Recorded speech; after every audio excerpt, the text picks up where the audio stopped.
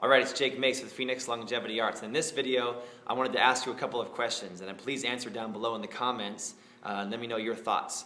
Number one question is, do you feel that a martial artist should be or does have the ability to copyright his or her art or trademark his or her art? They're two different things. For instance, can a martial artist copyright a punch or trademark a kick? Or can they copyright a series of punches or kicks? Can they copyright a system? Can they copyright a form, which is a collection of movements? Can a martial artist copyright something they were taught by their teacher in a different country? Can a master copyright something that was passed down to them from 4 generations? Or is it public domain and anybody can practice, train, and learn it and teach it? So that's question number one. Let me know your thoughts about that.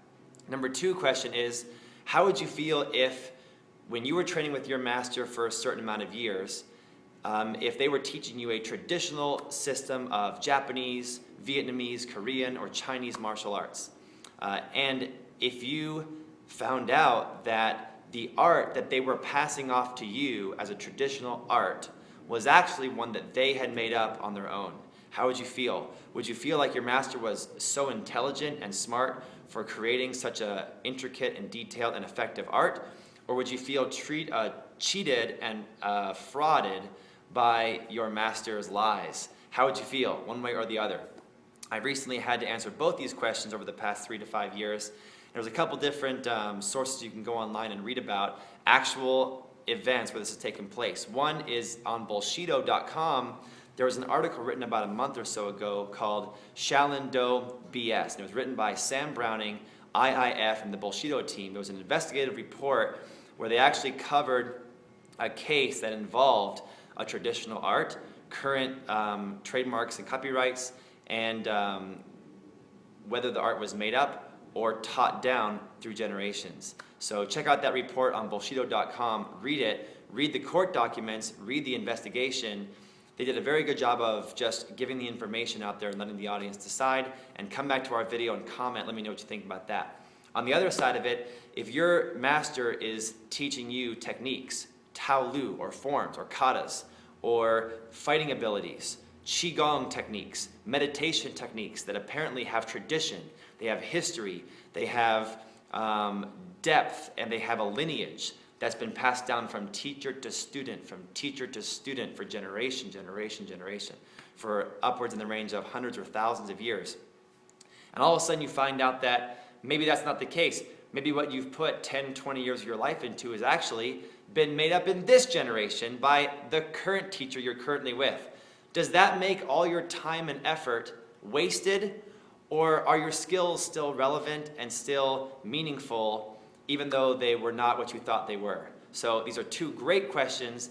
Every martial artist, if you stick in the martial arts long enough, will have to answer these questions at some point. So number one question is, are martial arts techniques, forms, sequences, or systems trademarkable or copyrightable? Are they, or do you think they are? If you don't have the expertise, do you think they are? Number two question is, if you find out that the system that you loved, that was traditional, that you were told was traditional, that was passed down over a lineage of masters or grandmasters from China or Japan or any country, and that was part of the awe and the inspiration for you learning that particular style, if you found out that that was not true, that the majority, most, or even some of the techniques, or even all the techniques were made up in this generation by this current master, what do you think? Does that devalue your training, or does it really not matter? Does it make your master a fraud, or does it make them a genius? Does it make your training a sham, or is your training still valid?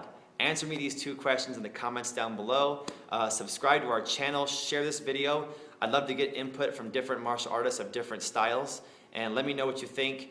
Go to our other videos, check out some of our techniques. We're coming out with a lot more of the internal system of Kung Fu, Qigong, in the next videos ahead.